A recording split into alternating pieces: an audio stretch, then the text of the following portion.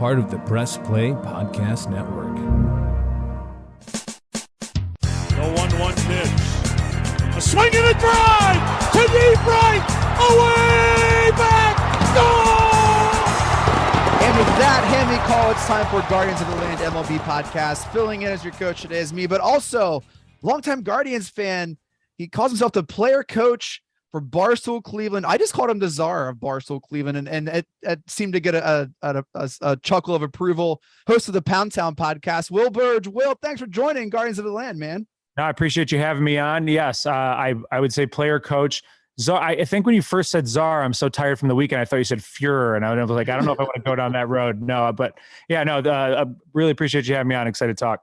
We have flirted, Will, to be honest, about a Barstool Press Play kind of collab at some degree, and we just a little taste right here. Maybe not a full on all the way, around the bases, but just maybe a little teaser right here, man. Yeah. I mean, I don't know how far this pod goes. We would probably describe it in very graphic terms if you listen to ours, but this could be, I don't know, this could be a teaser for something down the road. Who knows? I like this. Maybe like a single, a double. You just never know what's going to happen. Well, we're going to talk Guardians, because we will that right there. What we're doing here is about as far as those people went in the bleachers in Toronto. Not quite as far as in Oakland, but in Toronto. That's what we'd say. Right. And let me tell you, the Guardians need to heat up if they're wanting to go any further than where they've gone this season, because they've hit a rough patch. And I was afraid of this, Will. A lot of hype a couple weeks ago. Have the Guardians peak too early? Oh man, that's such a tough conversation, right? Because you could sit here and profess and say, yes, they have, but baseball is an ebbs and flows game. I was just talking to my co-host Brian Kenny about this, and he's steadfast in that they are just in one of those ebb and flow moments. I do think there is some reason to be concerned, right? 3-7 in the last 10, but I think the reason is more so not that the Twins are just a game back, but that the White Sox are playing very well. And I think just about anybody would look at the rosters top to bottom of the White Sox and the Guardians and say there's probably more talent in Chicago. They were the team that was picked to very widely to win the AL Central before the season, just really didn't play well, and injuries plagued them a little bit early on too. So I think that's where the concern really comes in, and it'll be interesting to see. Look, it doesn't seem like the organization is ready to bring in any reinforcements, so they're just going to let these young kids try and figure it out. I'm getting shades of 2021 Cavs, right? Super young, played really well, got a lot of hype, and kind of fizzled down the stretch, had an injury, Allen was out. And it's hard not to see the similarities in these two teams, all very young, incredible future ahead. And I it's hard not to have all these expectations and want this Guardians team to make a run of the playoffs when they're all so young. I mean, it's hard to, I love Cleveland fans. They're the best. And we kind of create our own worst kind of nightmare sometimes. Yeah, no, for sure. And I understand what you're saying with those similarities, because I think there's plenty to draw, but I do think where the two diverge is that in basketball or in the NBA, right, that team did not have a dominant finisher. Darius Garland hasn't been able to prove yet that he can take over a game in the last 5 minutes in an extremely important stretch of basketball, right? He looked gassed at the end of last year, and especially in that playoff game after having shouldered the load for so long.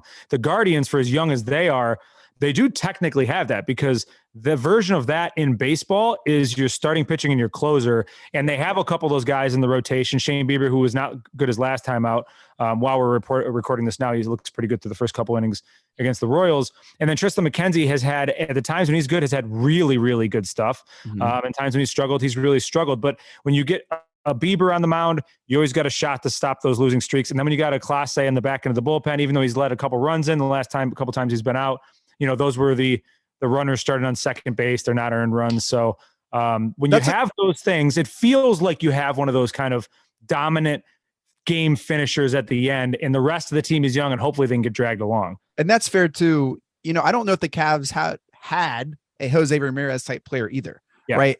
Bonafide all-star. He's going to be at least in the conversation. He's not going to win for AL MVP. But the Cavs hope that one of their 3 stars becomes I don't think Jared Allen's. I think we've seen Jared out ceiling, that we know who he is. This isn't a Cavs podcast. I promise. It's a Guardians pod. But it has been super exciting to see these young players really come on the scene.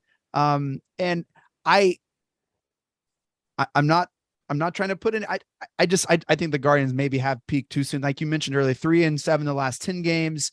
The Seattle Mariners just like destroyed us. Like we're not even like, if we're thinking that we're going to make run in the playoffs, well, that hopefully brought us all back down there. That was not a great way to end that West Coast kind of. Well, the Mariners have been red hot too, right? And like the Orioles have been playing really good baseball. It's another team they faced recently. And I think one of the concerns is, you just said, the Cavs don't have that Jose Ramirez, but I mean, honestly, for a large part of the second half of the season, the Guardians haven't had quote unquote that Jose Ramirez. He's been not the same guy as the first couple of months of the year where he was just on an absolutely torrid tear, putting up crazy numbers, looked like he was one of the favorites to win the AL MVP. I don't know if it's still a thumb thing that's just lingering, which makes sense, right? If it's bothering his swing, it's probably never going to improve or never completely heal until the offseason. No one's saying anything about that, but he just does not look like the same guy out there. And if you don't have that Jose Ramirez, that just puts that much more pressure on, a lot of these young bats. And you look at the bottom of the lineup, but there just isn't a whole lot of pop down there. There's a lot of guys who, Miles Straw's having a historically bad season at the plate. So you need somebody to produce some RBIs from somewhere in the lineup. Well, I have to ask this because do you think home run derby, did that break Jose? I don't know. I don't know because I don't think so. I do think for some people it affects them. It doesn't seem like he's got a different swing now. It does seem like he's pressing a little bit more. And I just wonder if it doesn't seem like it should be mental because that's just not who he is. I got to keep going back to that thumb. I just don't know if that thing's healed. If he's leading, if he's just not letting on to how much it might be bothering him up at the plate. But we have seen a less disciplined Jose Ramirez as well, which is very interesting because he was a guy who was almost impossible to strike out at the beginning of the year. Yeah, it's hard not to connect those two dots at least. Maybe they're connected, maybe they're not. I just wonder if coaches kind of like grimace a little bit when they hear players have opted into the home run derby. I can't think of a time where I was like, that really helped a player's season. That's what they needed to get out of that slump. It's great, but it seems like it's exhausting first off. And you start, it has to be think about golf. Well, I've never golfed with you, but you like to golf, right? Yeah. Oh yeah. Dude, if I'm going out there crushing a driver every shot, it's going to mess up my short game, right? Yeah, no, I agree with you. And I think that I think on top of that is a guy who was already, had an injury lingering. If it's not lingering now, it was at that point. We know that for sure. And you're supposed to get some time off during that period. And if you're in the home run derby and you're in the all-star game, you're doing all the festivities, you don't get that same time off as everybody else. And man, he was shouldering such a load on this team for so long at the beginning of the year when he was legitimately the entire offense, right? Quan was red hot to start the year. Then he had a really bad month and has been great since. But that bad month was when Jose was carrying the offense. Yeah. And it really seems like since Quan's swung back up, that all-star break rolled around, that thumb injury happened. We just haven't seen the same Jose. Rosario's picked up a little bit of the slack from Jose, which has been great. But you need him to be firing on all cylinders for this offense. And when he's not, that's when you see these scoreless innings. That's when you see the troubles that they've had. Well, a few more hits here. I just kind of like a quick little pinch hit episode here. Not going to be a double header. Not going to be a full. We can fool around and get something going on later, man. We definitely can. But I want to kind of hit on a couple of the last couple series for the Guardians here going to the end of the year. We got about a month left of baseball, and the Guardians play a series against the Twins, the Angels, the White Sox, the Rangers, the Rays, and end again with the Royals. Which of those series do you think is the most important? Well, I mean, just the fact that you have so many games against the Twins. You got 8 coming up in the next 3 weeks, and one of them is a 5-game series. Both of those series are the next 3 are going to be in Minnesota. Then you got the 5-game series at home in the middle of September. I think that's by far the most important because that's the team that's right on the heels, right? But you can't overlook those 4 games against the White Sox. They got that random game in about a week and a half, just sitting there, just a single game. Then they got a 3-game set against them. You'd hope that they're just able to beat up on the Royals, right? I mean, the end of the year sets up perfectly for them to hold someone off and get into the postseason. 6 games against the Royals. And they're so bad. But as I'm sitting here watching the game, they're having trouble taking a lead against the Royals right now in front of my eyes. which makes me worry. But you would hope if they're heading into that final series and they have even a half or a 1-game lead over the Twins or the White Sox, I actually think it's going to be the White Sox. Going to team are really going to push them down the stretch. You have to feel at the very least they have the best shot at getting the postseason because of the team they're playing. The Royals currently hold tied for the sixth worst record in the majors, 55 wins. Obviously the huge series against the Twins, but I think that White Sox series, if they falter in the Twins series, that's going to be the wild card series right there. That's going to make or break the wild card. And so we'll definitely know by the Royals series if they have a chance.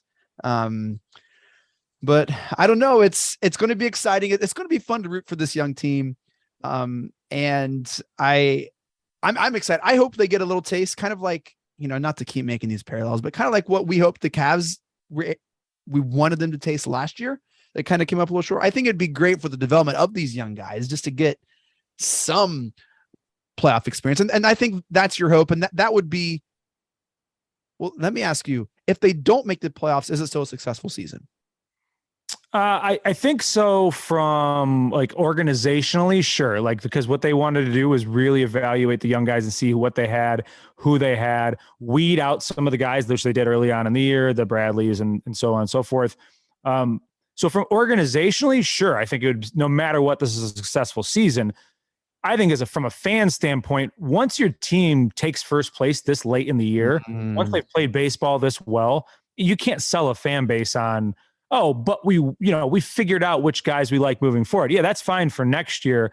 As a fan, I want to see him to make the postseason. I want to see him play at least a couple games of postseason baseball. I think this pitching staff, and depending on what city you're playing in, because you wouldn't have Karinchak if you're up in Toronto, but the bullpen is starting to really come together now with Hentges and Karinchak and Clase, which we thought might be a weakness for the team. If you have those two things, you can compete in the playoff series. Yep.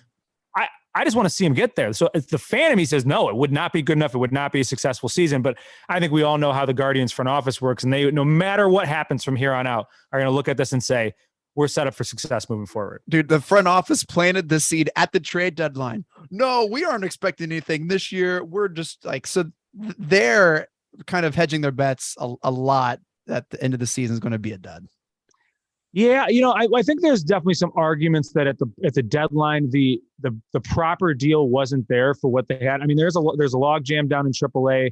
I think it's crazy they're not starting the clock on a couple of these guys. That, like, I know they want to hold them off one more year, but when you're this close to an AL Central title, yeah, I feel like you got to bring up one of those bats when your offense. Honestly, the offense has been playing so poorly, and you have 3 right-handed utility hitters. You have Ernie Clement on the roster who's played 1 game since they brought him back up, and he can't hit anything. He's terrible. So, I mean, why you don't go down and grab another bat to bring up a third catcher so you can pinch hit for your crappy hitting catchers at any point during the game? I know I sound really down on the Guardians, but it just feels like there's tiny little moves that are very easy to make that may not be very comfortable for a front office who's trying to hold off the clock on some of these young players, but would go a really long way at showing the young players who are already up at the major league level, hey, man, we believe in you. We think you're going to make the playoffs. We think you can make some noise if you get there.